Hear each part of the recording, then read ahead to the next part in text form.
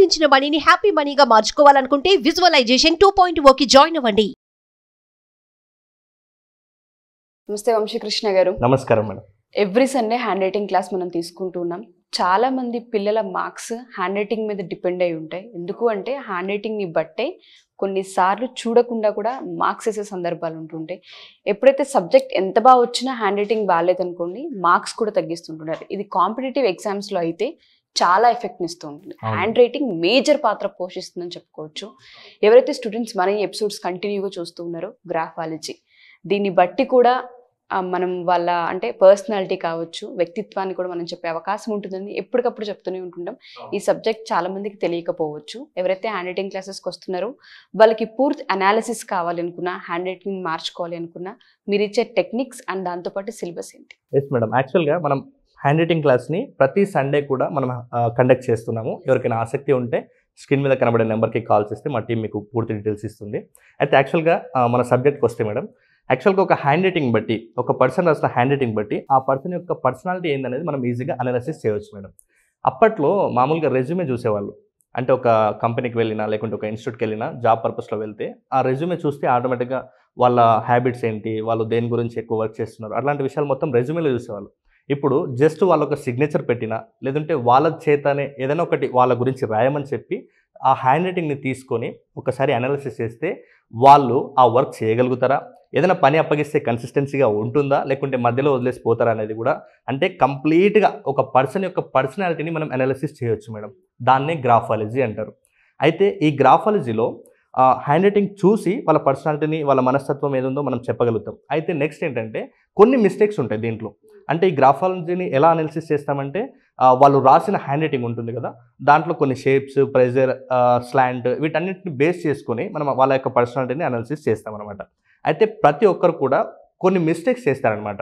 అంటే బహుశా వాళ్ళకు చిన్నప్పటి నుంచి అలాంటి కరెక్షన్స్ ఎవరు చేయకపోవడం వల్లనో, లేకుంటే వాళ్ళు రాయడంలో కొంచెం అనాసక్తి ఉంటుంది, అంటే అంత ఇంట్రెస్ట్ ఉండరు కాబట్టి. సో అలాంటి వాళ్ళు కొన్ని మిస్టేక్స్ చేస్తుంటారు. ఆ మిస్టేక్స్ చేయడం ఏదైతే ఉంటుందో అది మైండ్ సెట్ మీద ఎఫెక్ట్ పడుతుంది. అందుకే నేను అంటాను, hand writing is not a hand writing, it is a brain writing. మనం చాలామంది అనుకుంటాము హ్యాండ్స్ రాయడానికి హ్యాండ్స్ రాస్తున్నాయని, కానీ మన బ్రెయిన్ ఇచ్చే సిగ్నల్స్ని హ్యాండ్స్ ద్వారా అక్కడ పేపర్ మీద ఇంప్లిమెంట్ చేస్తాం మనం. ఎందుకంటే హ్యాండ్స్ లేని వాళ్ళు కూడా రైటింగ్ రాయగలుగుతారు. అంటే చేతులు లేని వాళ్ళు కాళ్ళతోటి కూడా రాయగలుగుతారు. ఒకవేళ కాళ్ళు చేతులు రెండు లేని వాళ్ళు నోటితోటి కూడా రాస్తున్నారు. అంటే వాళ్ళు ఎక్కడి నుంచి వస్తున్నాయి ఆ సైన్స్ అంటే మన బ్రెయిన్ నుంచి వస్తున్నాయి. అంటే మీరు ఒక విషయం గుర్తుపెట్టుకోవాలి, హ్యాండ్ రైటింగ్ని మార్చుకుంటే మన మైండ్ సెట్ కూడా మార్చుకోవచ్చు.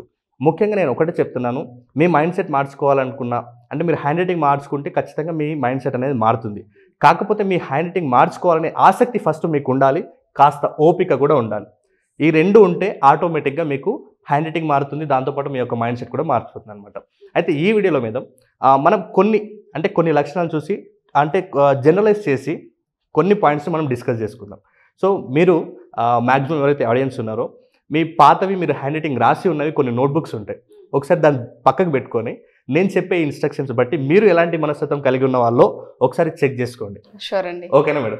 ఇది సైంటిఫికల్గా ప్రూవ్ అయిన సబ్జెక్ట్, అదేదో నేను చెప్పడం కాదు, సైంటిఫికల్గా ప్రూవ్ అయినటువంటి సబ్జెక్ట్ అది. ఖచ్చితంగా ఇప్పటికీ దాన్ని కొన్ని కంపెనీస్, కొన్ని ఇన్స్టిట్యూట్ కూడా ఇప్పటికీ ఇంప్లిమెంట్ చేస్తున్నాయి. ఫస్ట్ వచ్చేసి ప్రెజర్ మేడం. అంటే చాలామంది ఇప్పుడు ఒక పేపర్ మీద ఏదో ఒక డాటా రాస్తారు. డాటా రాసిన తర్వాత ఈ ప్రెజర్ అనేది, అంటే ఈ ప్రెజర్ ఎలా తెలుస్తుందంటే, ఒక పేపర్ రాసిన తర్వాత మనం ఆ పేపర్ని బ్యాక్ సైడ్ చూస్తే కొంత ప్రింట్లా అనిపిస్తుంది, చేతికి గరకలు కనిపిస్తుంది. ఈ ప్రెజర్ ఒక పర్సన్ యొక్క ఎమోషనల్ ఇంటెన్సిటీని తెలుపుతుంది అనమాట. అంటే కొంతమంది, ఫర్ ఎగ్జాంపుల్, కొంతమంది రాసినప్పుడు అవతల ప్రింట్, అంటే ఆ అచ్చు ఏదైతే ఉందో అది చాలా తేలికగా పడుతుంది. ఇలాంటి పర్సన్స్ ఎమోషన్స్ని చాలా ఈజీగా కట్ చేస్తారనమాట. అంటే వాళ్ళని ఒక మాట ఎవరైనా అన్నారు అంటే ఏడ్చేస్తుంటారు, వాళ్ళకి కోపం తెప్పిస్తుంటే ఒక మాట అనేస్తుంటారు. అంటే వాళ్ళ ఎమోషన్స్ వాళ్ళ కంట్రోల్లో ఉండవు అనమాట. చాలా సెన్సిటివ్, గట్టిగా రాస్తూ ఉంటుంటారు పెన్ పెట్టి, మీరు అన్నట్టు ప్రెషర్ ఇచ్చి రాస్తుంటారు. అయితే మరీ ఎక్కువ కాకుండా లైట్ ప్రెషర్ తోటి రాస్తుంటారు. అలాంటి మనస్తత్వం, ఇలాంటి ఎమోషన్స్ కలిగి ఉంటారు. అంటే చాలా ఈజీ వేలో వాళ్ళ ఎమోషన్స్ని లాస్ అవుతుంటారు. అంటే ప్రతిదానికి ఏడుస్తుంటారు, చాలా సెన్సిటివ్ మైండ్ అనమాట. ఒకవేళ అదే ప్రెజర్ అనేది హై ప్రెజర్ ఉంటే, హెవీ ప్రెజర్ ఉంటే, కొంతమంది రాస్తే యువతలు రాస్తే అవతల కాదు, ఇంకా దాని అవతల పేపర్లో కూడా దాని అచ్చు పడుతుంటుంది బ్యాక్ సైడ్. ఈ ప్రెజర్ అనేది బ్యాక్ సైడ్ ఉండాలి, పేపర్ బ్యాక్ సైడ్. మనం హ్యాండ్ పెట్టి ఒకసారి ఇలా రబ్ చేసినట్లయితే మనకు ఆటోమేటిక్గా అర్థమవుతుంది. ఒకవేళ ఇదే హెవీ ప్రెజర్ ఉంటే ఈ హెవీ ప్రెషర్ రాసేవాళ్ళు వీళ్ళు వాళ్ళని హర్ట్ చేసినా లేకుంటే వాళ్ళని ఏమన్నా కొంత మాటలన్నా వీళ్ళు వ్యక్తుల్ని క్షమిస్తారు, అంటే పర్సన్ని క్షమిస్తారు, కానీ ఆ సిచ్యువేషన్ మాత్రం వాళ్ళ జీవితంలో మర్చిపోరు. అంటే ఖచ్చితంగా దాని ఎఫెక్ట్ అనేది వాళ్ళ మీద ఉంటుందన్నమాట హెవీ ప్రెషర్ రాసే వాళ్ళది. అదే ఒకవేళ మీడియం ప్రెషర్ రాస్తారు కొంతమంది, అంటే మరీ ఎక్కువగా ఉండదు అలానే మరీ లైట్గా కూడా ఉండదు. ఆ మీడియం ప్రెషర్ రాసేవాళ్ళు వీళ్ళు ఎమోషన్స్ని అంత లూజ్గా కట్ చేయరు, అలాగని ఇలా మనస్తత్వంలో బలమైన ఎమోషన్స్ కూడా పెట్టుకోరు. వీళ్ళు సిచ్యువేషన్కి తగ్గట్టు, అంటే కొంతమంది ఉంటారు ఏడవలసిన ప్లేస్ నవ్వుతూ, నవ్వాల్సిన ప్లేస్ ఏడుస్తూ, అలా ఎమోషన్స్ అనేది బ్యాలెన్స్ చేసుకోకుండా ఉంటారు, అంటే కొంతమంది అలా లైట్ ప్రెషర్. కానీ ఈ మీడియం ప్రెషర్ వాళ్ళు ఆ రెండింటిని ఈజీగా హ్యాండిల్ చేస్తారనమాట. అంటే వాళ్ళు ఎమోషన్ ఉండాల్సిన ప్లేస్లో ఎలా ఉండాలో వాళ్ళకి తెలుసు, హ్యాపీనెస్గా ఉండాల్సిన ప్లేస్లో ఎలా ఉండాలో వాళ్ళకి తెలుసు. అంటే ఏ విషయాన్ని వాళ్ళు ఎమోషన్గా ఎక్స్ప్రెస్ చేయాలి, ఏ విషయాన్ని బాధగా ఎక్స్ప్రెస్ చేయాలి, ఏ విషయాన్ని కోపంగా ఎక్స్ప్రెస్ చేయాలి అనేది ఈ మీడియం ప్రెషర్ వాళ్ళకి ఖచ్చితమైన ఆ బ్యాలెన్సింగ్ ఉంటుందన్నమాట. అంటే ఆ లైట్ ప్రెషర్ లాగా ఈజీగా ఎమోషన్స్ని ఖర్చు చేయరు అనే ఉద్దేశం అనమాట. ఇది ప్రెషర్ను బట్టి. నెక్స్ట్ వచ్చేసి సైజు. చాలామంది రాస్తుంటారు హ్యాండ్ రైటింగ్ రాసేటప్పుడు చాలా పెద్ద పెద్ద అక్షరాలు రాస్తుంటారు, కొంతమంది చాలా చిన్న అక్షరాలు రాస్తుంటారు, కొంతమంది మరీ అంటే మీడియం సైజులో అక్షరాలు రాస్తుంటారు అనమాట. అయితే చాలామంది ఎవరైతే పెద్ద పెద్ద అక్షరాలు రాస్తుంటారో మనం దీన్ని ఎక్కడ చూడొచ్చు అంటే చిన్నపిల్లల్లో చూడొచ్చు. చాలా పెద్ద పెద్ద అక్షరాలు రాస్తుంటారు, అంటే వాళ్ళకి అప్పుడు ఆ కాన్సన్ట్రేషన్ అనే దాని మీద వాళ్ళ యొక్క ఆ ఎఫెక్ట్ అనేది తెలియదు అనమాట. అంటే ఎలా కాన్సన్ట్రేషన్ చేయాలనేది వాళ్ళకు ఆ ఏకాగ్రత, ఆ పాయింట్ ఆఫ్ వ్యూ వాళ్ళకు ఎప్పుడు కూడా అనుభవం లేదు అని అర్థం. అంటే పెద్ద పెద్దగా రాసే వాళ్ళు అర్థం చేసుకోవాలి, వాళ్ళకి కాన్సన్ట్రేషన్ సరిగా ఉండదు. ఒకవేళ మనం ఏదైనా పని చెప్పినా వాళ్ళు ఎఫెక్టివ్గా ఆ పని మీద వర్క్ చేయలేరు. నెక్స్ట్ వచ్చేసి మరీ చాలా చిన్నగా రాసేవాళ్ళు. అంటే ఇంకొకటి మేడం, ఈ ఎవరైతే పెద్ద పెద్ద అక్షరాలు రాస్తుంటారో వీళ్ళు ఎక్స్ట్రావర్ట్స్ అనమాట. ఫర్ ఎగ్జాంపుల్ ఈ పెద్ద పెద్ద అక్షరాలు రాసే వాళ్ళని ఇంట్లో కూర్చొని లేకుంటే ఇండోర్ గేమ్స్ ఆడమని, ఏదైనా జాబ్ ఇచ్చినా లేకుంటే ఏదైనా పని ఆటలు ఆడండి, ఇండోర్ గేమ్స్ ఆడండి అని చెప్తే వీళ్ళు చేయలేరు. వీళ్ళు ఎక్స్టర్నల్స్ కదా, అంటే వీళ్ళు ఇంటర్నల్గా ఏ పని చేయలేరు.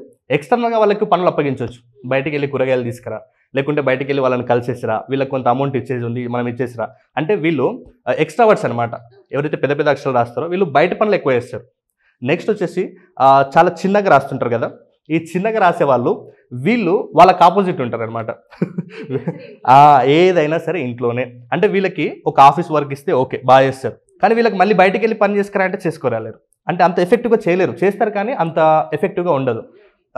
వీళ్ళకి ఇండోర్ గేమ్స్ అనేది బాగా ఇష్టం, వాళ్ళకి అవుట్డోర్ గేమ్స్ ఇష్టం అయితే వీళ్ళకి ఇండోర్ గేమ్స్ ఇష్టం అయితే. మరి మీడియం సైజ్ రాసే వాళ్ళు ఎవరైతే ఉంటారో వీళ్ళు రెండింటిని బ్యాలెన్స్ చేస్తారు. అంటే కొన్నిసార్లు వీళ్ళు ఇంట్రావర్ట్గా ఉంటారు, కొన్నిసార్లు ఎక్స్ట్రావర్ట్గా కూడా ఉంటారు. కాబట్టి ఈ రెండింటిని, అంటే మనం ఇప్పుడు ఇందాక ప్రెజర్ని బట్టి చూసాము, నెక్స్ట్ సైజుని బట్టి కూడా చూసాము అనమాట. ఇలాంటి బిహేవియర్స్ ఉంటాయి అనమాట ప్రతి ఒక్కరిలో కూడా. దెన్ నెక్స్ట్ వచ్చేసి స్పేస్ మేడం. కొంతమంది రాస్తుంటారు ఒక పదానికి ఇంకొక పదానికి మధ్యలో గ్యాప్ ఎంత ఉందంటే ఇంకొక పదాన్ని కూడా తీసుకొచ్చి రాయొచ్చు దాని మీద. అందులో నేను ఉన్నాను. అయితే ఇలాంటి క్యారెక్టర్ ఉన్న వాళ్ళు, అంటే ఇలాంటి రైటింగ్ స్టైల్ ఉన్న వాళ్ళు వీళ్ళు డబ్బుల్ని ఎక్కువగా ఖర్చు చేస్తుంటారు. మీరు బాగా మా ఇంట్లో నాకు అదే ఎక్కువ తిడుతూ ఉంటారనమాట, డబ్బులు ఎక్కువ ఖర్చు చేస్తుంటారని. చాలా గ్యాప్ ఇచ్చి రాస్తా పదానికి పదానికి పదానికి మధ్య. ఎస్, ఇలాంటి క్వాలిటీ హ్యాండ్ రైటింగ్ స్టైల్ ఉన్న వాళ్ళు ఖచ్చితంగా డబ్బుల్ని ఈజీగా ఖర్చు చేస్తుంటారు. వాళ్ళు ఎంత కంట్రోల్ చేయాలని చూసినా కూడా అది ఆగదు. అంటే అక్కడ ఏమవుతుందంటే వాళ్ళ మైండ్ సెట్ అది, దేన్ని చూసినా ఇప్పుడు వాళ్ళకి కొనాలి అనిపించింది, ఏదైనా చేయాలనిపించింది చేసి పడేస్తారు అంతే, దాంట్లో ఇంకో సెకండ్ థాట్ అనేది ఉండదు. కాబట్టి వాళ్ళు డబ్బులు ఈజీగా వాళ్ళ చేతిలో ఖర్చు అయిపోతుంటాయి. ఇంకా కొంతమంది రాస్తుంటారు చాలా చిన్నగా, అంటే అసలు స్పేస్ ఉందా లేదా కూడా మనం అబ్జర్వ్ చేయలేము. అంటే వర్డ్కి వర్డ్ మధ్య స్పేస్ ఇవ్వరు. వీళ్ళు పిసినారి, అంటే వీళ్ళు ఖర్చు పెట్టాల్సిన ప్లేస్లో కూడా డబ్బుల్ని ఖర్చు చేయరు. వీళ్ళకి తెలియదు అనమాట ఎక్కడ డబ్బులు ఖర్చు పెట్టాలి, ఎక్కడ ఇన్వెస్ట్ చేయాలి, ఎక్కడ పెట్టకూడదు అనే విషయాల పట్ల వీళ్ళకి కన్సిస్టెన్సీ అనేది ఉండదు అనమాట. సో ఆ స్పేస్ ఎవరైతే ఎక్కువ ఇస్తారో వాళ్ళు ఎక్కువ డబ్బులు ఖర్చు పెడతారు, ఆ స్పేస్ తక్కువ ఇస్తారు కదా వీళ్ళు చాలా పిసినారిగా తనంగా ఉంటుంది. అంటే ఎక్కడ ఖర్చు చేయాలో తెలియదు అనమాట. పిసినారి అంటే మళ్ళీ వాళ్ళకి వాళ్ళు కూడా ఖర్చు పెట్టుకోలేనంత స్థితిలో అయితే ఉండరు, కాకపోతే బయట జనాల దృష్టిలో కానీ లేకుంటే చూడడానికి కానీ సమాజంలో అలా వాళ్ళ బిహేవియర్ అని ఉంటుంది. నెక్స్ట్ కొంతమంది మీడియం సైజ్, అంటే మరీ ఎక్కువ స్పేస్ ఇవ్వరు, అలాగని మరీ దగ్గర కూడా రాయారు, మీడియం ఇస్తారు. వీళ్ళకి తెలుస్తుంది ఎక్కడ ఇన్వెస్ట్మెంట్ చేయాలి, ఎక్కడ స్పెండ్ చేయాలి, ఎక్కడ ఖర్చు పెట్టాలి, ఎక్కడ ఖర్చు తగ్గించాలనే విషయాలు వీళ్ళు బ్యాలెన్స్ చేయగలుగుతూ ఉంటుంటారు. మీరు అన్నట్టుగానే ఎక్కువ గ్యాప్ ఇచ్చి కావచ్చు, లేదంటే పదాలకు అసలు కనీసం గ్యాప్ లేకుండా కావచ్చు. ఇవి రెండు డేంజరే. కంప్లీట్గా అటు కాకుండా ఇటు కాకుండా ఎవరైతే బ్యాలెన్స్డ్గా రాస్తూ ఉంటుంటారో అన్ని విషయాల్లోనూ బ్యాలెన్స్డ్గా ఉంటారని చెప్పుకోవచ్చు. Yes madam. నెక్స్ట్ ఇప్పుడు మనం దీంట్లో స్పేసింగ్ గురించి చూసాం కదా, నెక్స్ట్ స్లాంట్ గురించి చూద్దాం. కొంతమంది రాసేటప్పుడు అక్షరాన్ని రైట్ సైడ్ బెండ్ చేసి రాస్తారు, కొంతమంది లెఫ్ట్ సైడ్ బెండ్ చేసి రాస్తారు, కొంతమంది 90 degreesలో రాస్తారు అనమాట. ఎవరైతే ఈ 90 degreesలో లెటర్స్ని రాస్తారో అంటే స్ట్రైట్గా రాస్తుంటారు, అది లెఫ్ట్కు బెండ్ కాదు, రైట్కి కూడా బెండ్ కాదు, ఇలా స్ట్రైట్గా రాసే వాళ్ళు లాజిక్ మైండ్ సెట్తో ఉంటారనమాట. ఇంకొకటి వీళ్ళు అంత ఈజీగా వాళ్ళ ఎమోషన్స్ని ఎక్స్ప్రెస్ చేయలేరు అనమాట. వీళ్ళు ఒక రిజర్వ్డ్ పర్సన్స్ అనమాట. అంటే ఒక రిజర్వ్డ్ పర్సన్ లాగా వీళ్ళు బిహేవ్ చేస్తుంటారు. నెక్స్ట్ వచ్చేసి లెఫ్ట్ స్లాంట్ ఉంటుంది. మీరు అబ్జర్వ్ చేయండి, ఈ లెఫ్ట్ స్లాంట్ అనేది చాలా డేంజర్ మేడం. దీన్ని ఇంట్రోవర్ట్స్ అంటారు. అంటే వీళ్ళ ఎమోషన్స్ని కూడా వీళ్ళంతటా వీళ్ళే దాచుకుంటారు. ఫర్ ఎగ్జాంపుల్ మనం శృతి హాసన్ చూస్తాం కదా ఒక సినిమాలో, రేసుగురం సినిమా, ఏ ఎమోషన్ అయినా కూడా వాళ్ళంతటా వాళ్ళే అంటారు అనమాట. ఇలాంటి వాళ్ళు అంటే వాళ్ళు కనీసం ఒకరి దగ్గర ఎక్స్ప్రెస్ చేస్తే వాళ్ళని భావాలు తెలుసుకునేనా వాళ్ళకు అవసరమైన దగ్గర మనం ఏదైనా మాట సహాయం కానీ డబ్బు సహాయం కానీ చేయొచ్చు. కానీ ఈ ఇంట్రోవర్ట్స్ ఏంటంటే వాళ్ళకు బాధ వచ్చినా సంతోషం వచ్చినా వాళ్ళ ఫీల్ని అంత ఫ్రీగా ఎక్స్ప్రెస్ చేయరనమాట. దీంతో ఏమవుతుందంటే కొంతమంది డిసప్పాయింట్ చెందిన వాళ్ళు ఉంటారు కొంతమంది. ఇలాంటి పిల్లలు ఒకవేళ మీ ఇంట్లో ఉంటే వాళ్ళకి ఖచ్చితంగా మీ సపోర్ట్ ఉండాలి. వాళ్ళని ఎప్పుడు కూడా ఒంటరిగా వదిలేయకూడదు పొరపాటున కూడా. ఇలాంటి ఇంట్రోవర్ట్సే అంటే ఎమోషన్స్ అనేది కంట్రోల్ చేసుకోలేరు అనమాట, తొందరలో ఏమైనా చేయొచ్చు అనమాట. కాబట్టి ఈ ఇంట్రోవర్ట్స్ ఎవరైతే ఉన్నారో వెంటనే వాళ్ళ హ్యాండ్ రైటింగ్ చేంజ్ చేసే ప్రయత్నం చేయాలి. నెక్స్ట్ కొంతమంది రైట్ స్లాంట్ రాస్తుంటారు. మన ఇంగ్లీష్ హ్యాండ్ రైటింగ్లో బెస్ట్ స్లాంట్ ఏదంటే right slant is the right slant. Right side రాయడమే రైట్ అనమాట. కాబట్టి ఇలా రైట్ సైడ్ రాయడం అనేది వీళ్ళు ఎమోషన్స్ చాలా ఏదైతే చెప్పాలనుకుంటున్నారో వాళ్ళు ఈజీగా చెప్పేస్తారు. అంటే అవతల వాళ్ళకి అర్థమయ్యేటట్టుగా చాలా ఈజీగా చెప్తారు. అది ఎక్స్ట్రావర్ట్స్ బిహేవియర్ అనమాట. వీళ్ళు ఏదైనా పని చేయాలన్నా వీళ్ళ లోపల ఇంట్రెస్ట్ కానీ లేకుంటే వీళ్ళు ఏదైనా కాన్సన్ట్రేషన్ పర్పస్ కానీ ఇవన్నీ కూడా చాలా స్ట్రాంగ్గా ఉంటాయి వీళ్ళ లోపల. సో స్లాంట్ అనేది చాలా చాలా మ్యాండటరీ. స్ట్రైట్ స్లాంట్ ఉన్న అంటే ఒకవేళ మీరు మామూలుగా నాన్ కర్సివ్ అయితే స్ట్రైట్ స్లాంట్లో రాస్తుంటారు. ఒకవేళ కర్సివ్లో అయితే maximum cursive and non cursive రెండు కూడా మీరు రైట్ సైడ్ బెండ్ చేయడానికి మ్యాక్సిమం ప్రియారిటీ ఇవ్వండి. నెక్స్ట్ వచ్చేసి కొంతమంది మన ఇంగ్లీష్లో మేడం హ్యాండ్ రైటింగ్లో 3 types ఆఫ్ జోన్స్ ఉంటాయి. ఒకటి upper zone, mid zone, lower zone అని.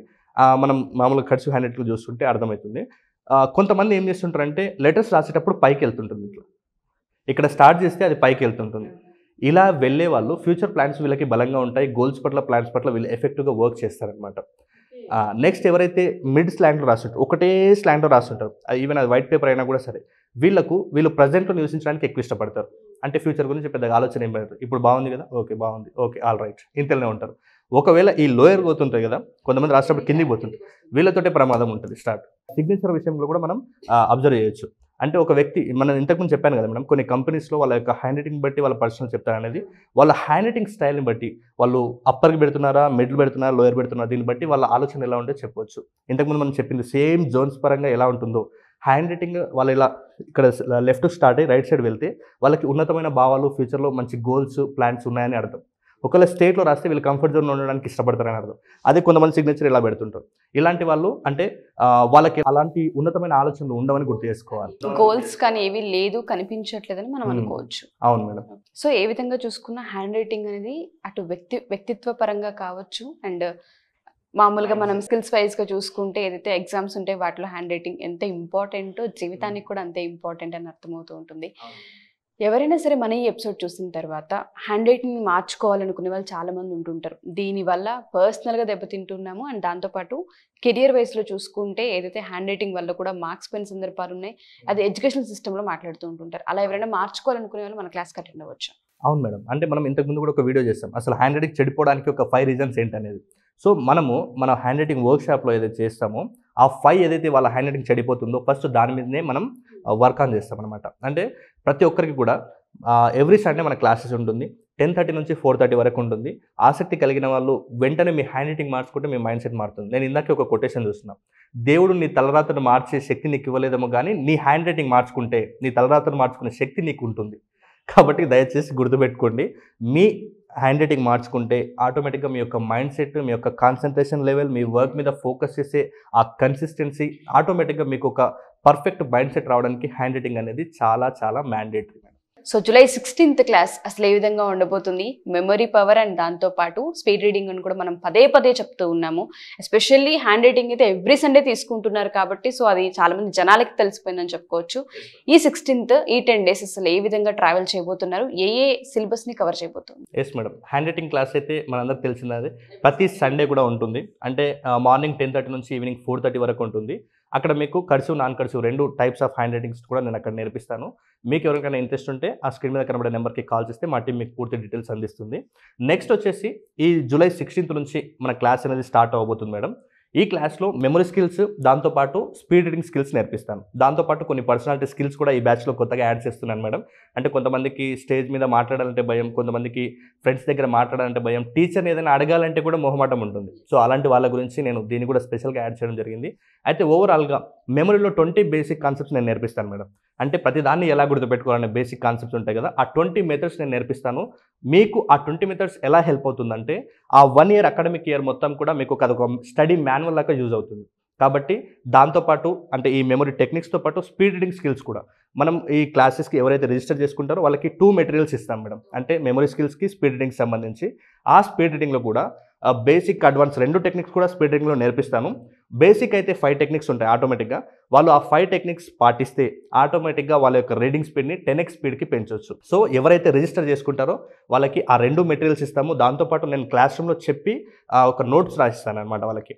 సో అది వాళ్ళు పక్కన పెట్టుకుంటే వాళ్ళకి అదొక స్టడీ మాన్యువల్. నేను చెప్తుంటాను కదా, ప్రతిదానికి ఎలా వాడాలో ఉంటుంది.